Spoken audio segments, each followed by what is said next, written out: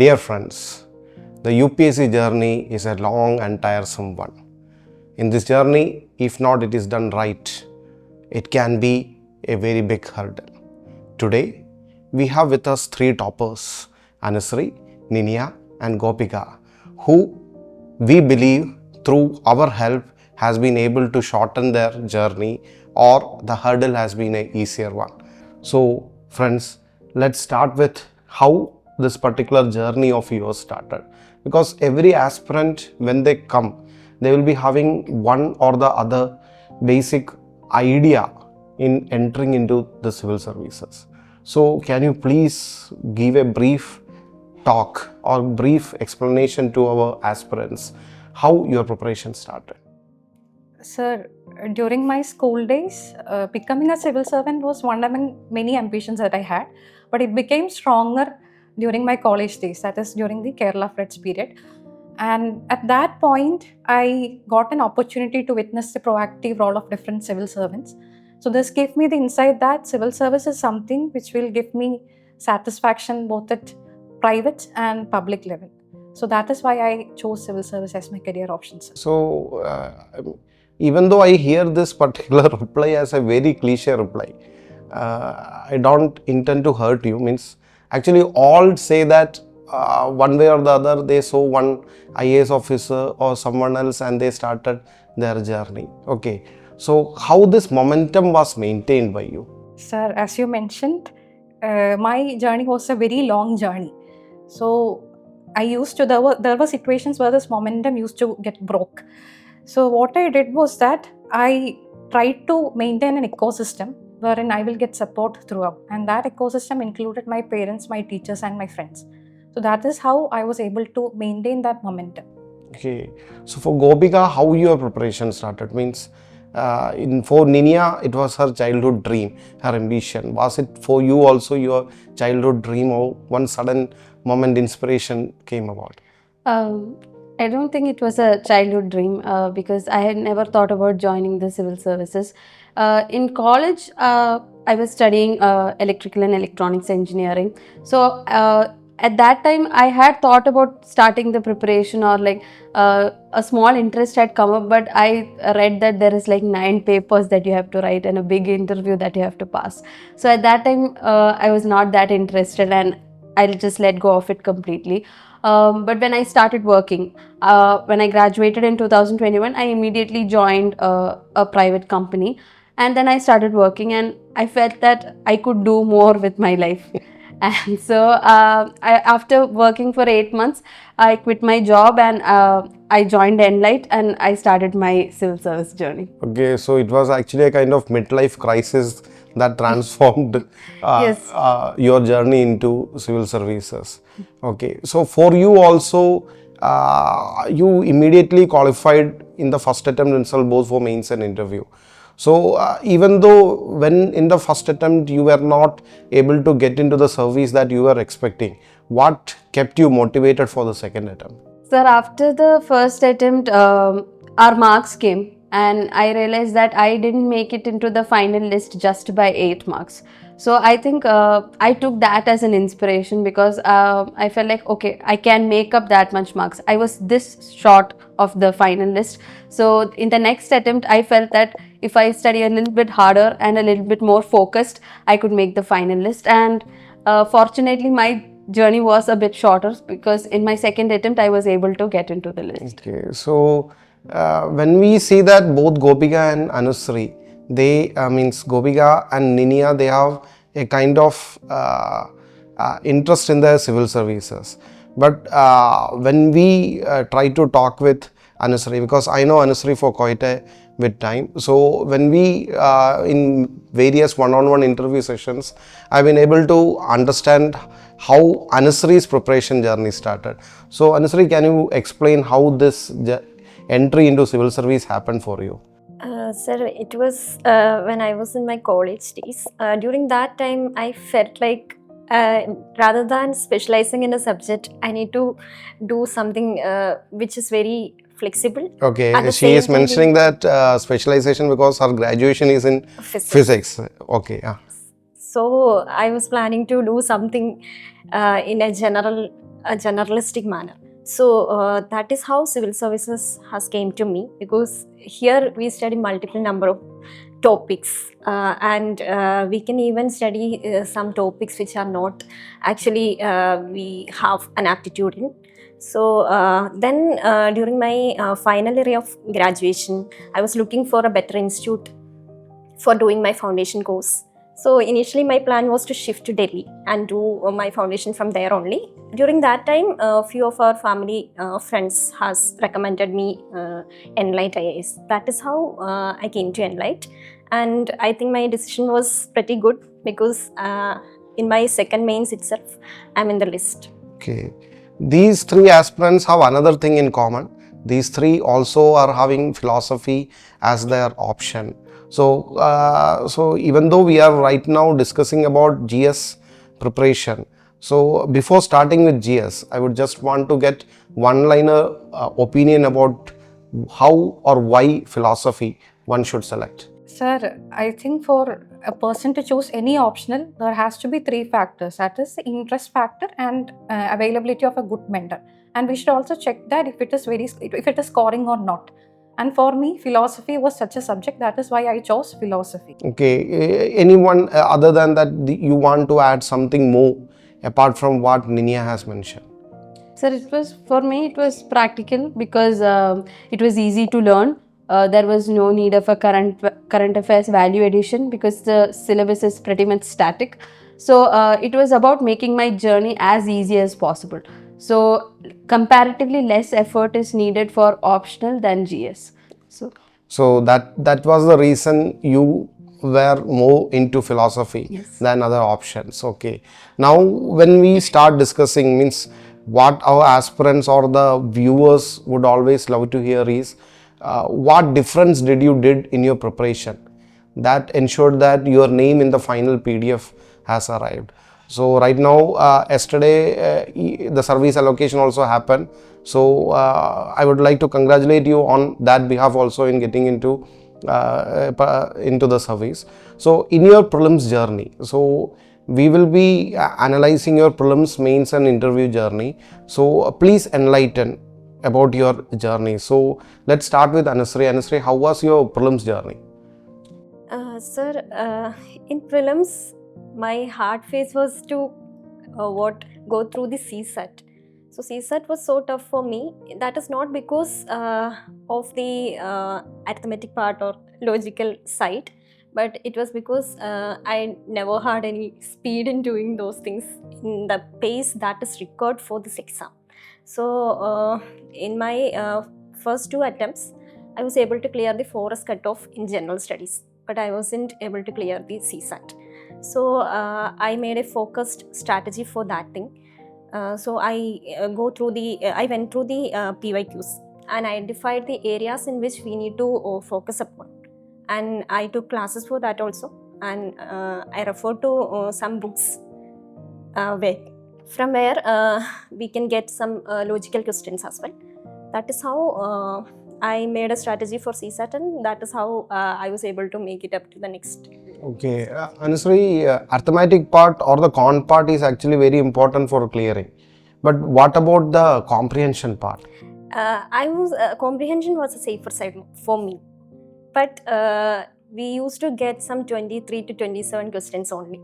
We have to anyway go through the other parts also for clearing this exam.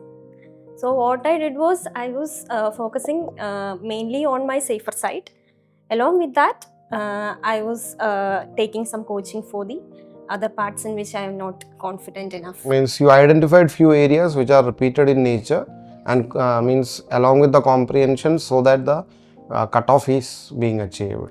Okay, Gopika, what about how your prelims journey, especially the GS part, means you are pretty confident in CSAT. So about your GS preparation, how it went? So my strategy was to limit my resources. That is, for most aspirants, the problem they have is if they see one question in the PYQ, they will go searching for all the sources from where that possible sources from where that question could have come. So I wouldn't worry about that.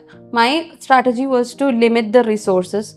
For example, I referred Enlite's main textbooks. For example, in art and culture and modern history, we had very concise materials, but it covered all the parts. So I would keep that as my main reference book, and if I felt that there was some addition needed from other books, then I would add it on to my main parts.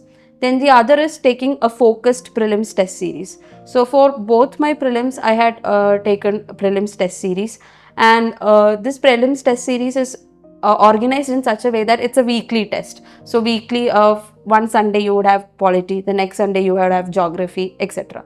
So I would have a weekly strategy as well. For that week, I would study the entire polity portion, and I would study the PYQs, and then I would go for the test. And after taking the test, I would make sure that after like 2 or 3 weeks, I would come back and revise that test and revise my mistakes so that it is fresh in my mind. So what most aspirants might miss out is that revision part. They might take the test, but they may not revise. So if you take the test and if you don't revise, then you are not following up on your preparation. So taking a focused approach and creating revision notes, etc., actually helped me clear prelims in both my attempts. Okay, so reading, taking test, And revising. This was Gopika's strategy for prelims, which actually pretty well worked for both her attempts, and she limited her sources. So the sources were very limited. So multiple revision, you were able to do it more precisely. Okay, so about taking test. So in test, I hear few aspirants mentioning that they need to take 100 full-length test. So I hear on such matters. So does the number of tests matters, or taking few tests which are of quality nature matters? I think taking a few tests of quality matters more than quantity, because if the quantity increases, you can't revisit all those tests. So what is the point in taking those many tests? In my opinion, one prelims test that you will follow to the T, that is you will revise upon, etc. When it comes to full length test, I would take maybe 5. There are 5 full length tests for Enlite's prelims test series. Then I would take probably a 5 more, and then I would concentrate on the UPSC previous year questions rather than taking multiple institutes test series. Concentrating on previous year questions would be more beneficial, because usually they come in a different form, or they actually the PYQs are a guiding light, because they will tell us which part of which syllabus is important. For example, in polity, repeated questions comes from fundamental rights. So we know fundamental rights is important, and we need to study more on that. So my strategy is, I have never taken 100 full length tests. I think I have taken like 10 full length tests for every prelims test, and plus 2 or 3 revisions of the UPSC previous year questions. Okay. So Niniya, you had actually faced difficulties in clearing the prelims in your earlier attempts. So there are aspirants who find it difficult to complete the paper on time. So how you worked on it? I feel you also had this difficulty in the initial. So how, means when the paper gets lengthy, so how can aspirants work on it? Sir, as you mentioned, my prelims was one of the most difficult stages for me, because I managed to clear prelims only in my 4th attempt. So now when I look back, what I understand is that for an aspirant to clear prelims, they have to hit the low-hanging fruits. That is the basic books. So once you master the basic books, you will be able to complete the questions easily. And along with the same, you should ensure that those questions, you should not make any wrong answers in those questions. And if you make any wrong answers, then you will have to make it up in some other area like current affairs. But we all know that the odds of getting current affairs questions right is very slim. So always focus on the low-hanging fruits. Okay, so ensuring that your basics are strong is one among the most important thing in your prelims journey. Now let's move ahead with your mains journey. Okay, Anusree, how you worked on your mains? Sir, in my very first attempt itself, I have made notes. So keeping the PYQs on one side and the keywords from the syllabus on the other side. I visited each and every keywords in the syllabus, and I visited the PYQs as well to know in which direction they are asking questions from those keywords. Then I made made notes for each and every subjects, almost all subjects. But the mistake that I have committed is that my notes were very extensive. So during my first mains, I couldn't even revisit my own notes properly to revise it. So what I did was, in my second attempt in mains, I have made my notes shorter than the previous ones by adding current affairs also. Then I updated it with recent current affairs and relevant things. Also, I tried to add some diagrams and some maps, pie charts and all. And one thing which I have done that has helped me a lot in my preparation was that I used to revisit the test series which I usually take. So during that time, what I do is how to improve the visibility side of the questions. If I haven't draw a diagram for this thing, then I will be adding some diagram on the side of the paper. So then when it comes to mains, during our mains examination phase, so this is actually helping not only in general studies papers but also in philosophy, so in optionals as well. During that time, I used to revisit the test papers which I have written, and I used to look for the better ways to have visibility and more add more content and all. That also actually helped me a lot. Okay. Gopika, Anusree was mentioning about current affairs inclusion. Okay, so how you were able to incorporate current affairs? Means adding contemporary examples actually makes much difference in the way the visibility of the points increases. So what you did on that front? Sir, first of all, I used to read the newspapers and I used to write down some examples from the newspaper, which I would write down in my existing notes itself, so that I could revisit them. One point is, when we are writing the question, we could actually think about where the question came from. Why did the question setter actually set this question? That would actually give us the current context of why that question came. If, for example, if a question on India-US relations comes, we can write the recent Prime Minister Modi visiting US, or what Donald Trump President said in the recent news. So these are things that we hear all the time. So if we incorporate that, that becomes much better. And for some, in this case, that way by knowledge comes. Other than that, for economics, we should sit and study some data. For example, economic survey, you can economic survey, the budget. And in the case of society and social justice, studying National Family Health Survey.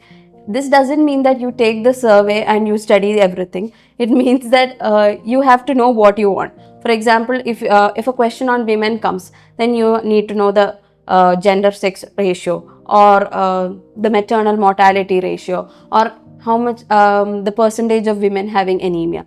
So actually how we reach this knowledge that we need this particular data is from class itself, because for example, in our society and social justice class, our ma'am actually helped us a lot, because I still use those notes for my all 2 attempts. So actually those notes have all the data in it, and if any new data comes, then we can update it.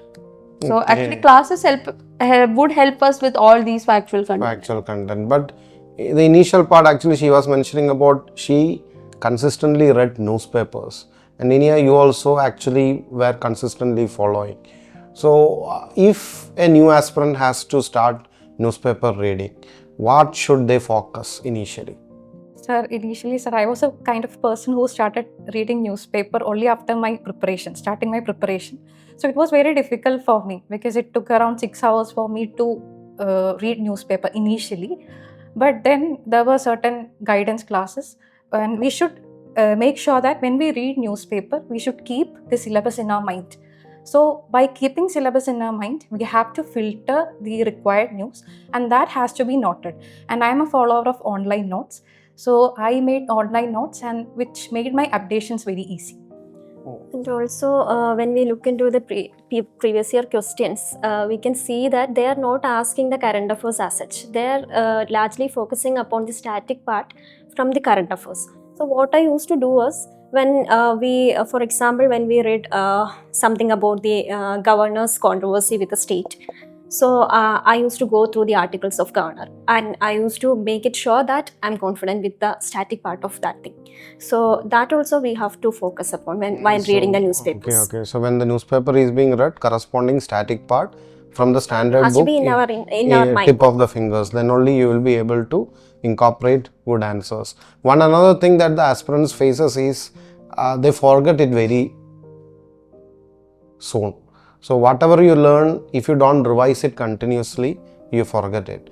For prelims, actually, earlier Gopika was mentioning that she had a 3-week strategy. So whatever she learned, she used to revise it after 3 weeks so that it becomes fresh in her mind and she is able to correct those mistakes and incorporate it.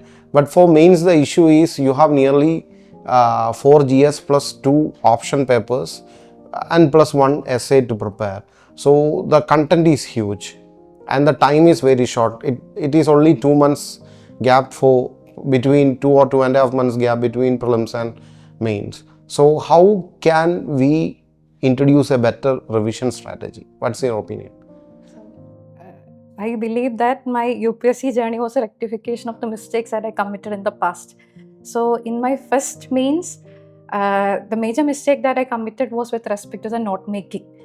Because since I was a student of EnMAP, I had notes ready for almost all the subjects. But the issue with my notes was that it was very extensive to the extent that for one topic I had around 10 pages. So for 100 topics, it was like 1000 pages. So revising such a bulky content is very difficult. So because of which I was not able to revise in my first mains, and that backfired.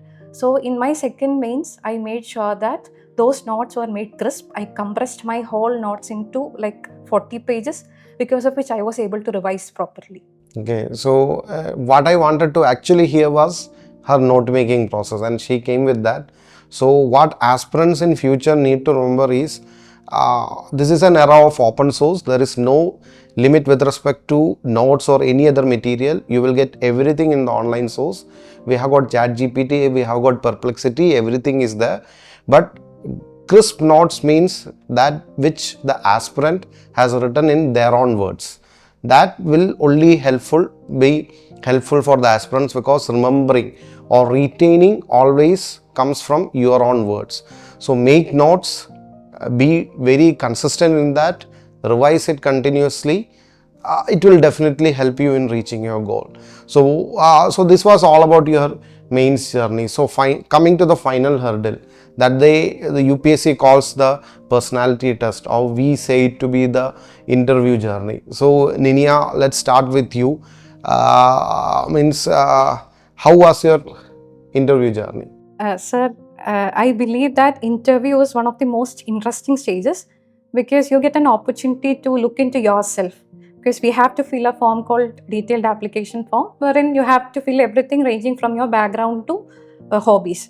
So on that account, it was very interesting. But in my case, my initial series of one-to-ones with Mahesh sir, Abu sir and Joseph sir was very pathetic, because the feedback that I received was that I was being very artificial.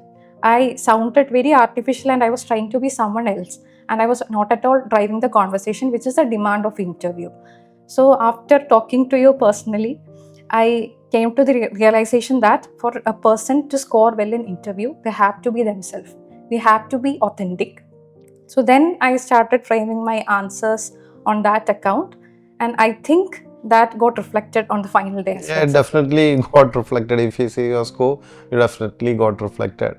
Okay, Anusree, I'm not going with Gopika, but I'm going with Anusree because she also had certain difficulty. So I want to hear that difficulty so that future aspirants can work on that.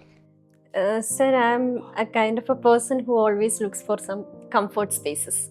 So it is very difficult for me to start a conversation with people who are very unfamiliar to me.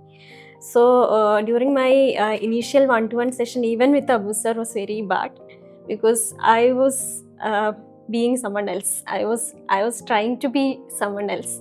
So after which, but what I did was, I never never wanted to break that thing or to find or invent a new me. But what I did was, I just stick on to my comfort level. Then I talked to Abu sir frequently. I had one session with Abu sir as well as some sessions with Mahesh sir. Then during that time, what we used to do was not to go through the current affairs or doing some extensive things for interview, but we were actually casually talking about some subjects or something, and that was very helpful for me. And I believe that for introverts or silent people like me, that will be good, not going for some panel interviews or something, and stick on to your comfort zone. Okay, Gopika, you had 2 interview experience.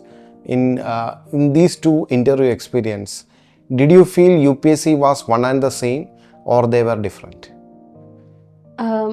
I think UPSC is looking for the same things in both the interviews, because for me, even if they ask factual questions or something that we don't know, we should have the confidence to say that we don't know that topic. So what they are looking for is, if I can call it, intellectual integrity. That is, we need to be true to ourselves. And if you don't know something, you don't have to second guess yourself or make up something or bluff it, because they'll call it on spot. They are experts sitting there. So if we are just honest with them that I am not familiar with this topic, or sir, I have to read up on this, then they would be more than happy to tell you what they were asking so that you can answer. For example, for my first interview, my first question was, he asked about the Electricity Act, and I couldn't remember. So I said, sorry sir, I'm not able to recollect what the Electricity Act says. So he was like, don't worry, I will tell you what the Electricity Act is. And he framed the question in such a manner that it is no longer factual and I am able to give an opinion. So UPSC actually wants to have a conversation with you rather than fire you or make you afraid on your feet. So they might check how you manage stress, but they make you as comfortable as possible. So it's all about being comfortable with yourself so that you can bring the best out of you. Okay, it's all about being true to oneself.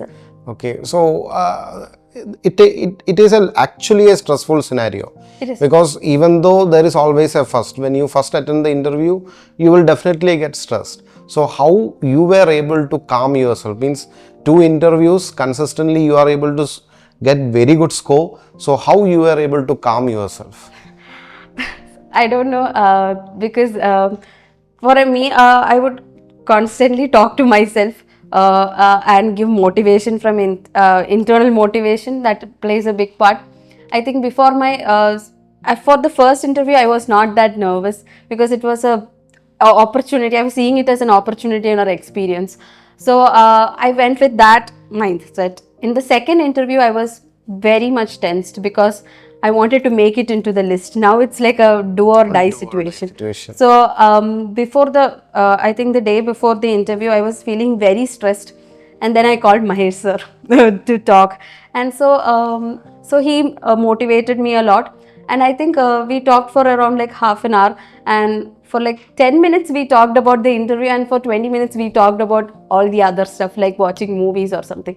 So the focus is, you shouldn't focus on that one point, or like, oh my god, this is my interview and I have to perform well. If you focus on that too much, then you will lose flow. So just take it in. But for another factor that helped me is, I used to listen to music.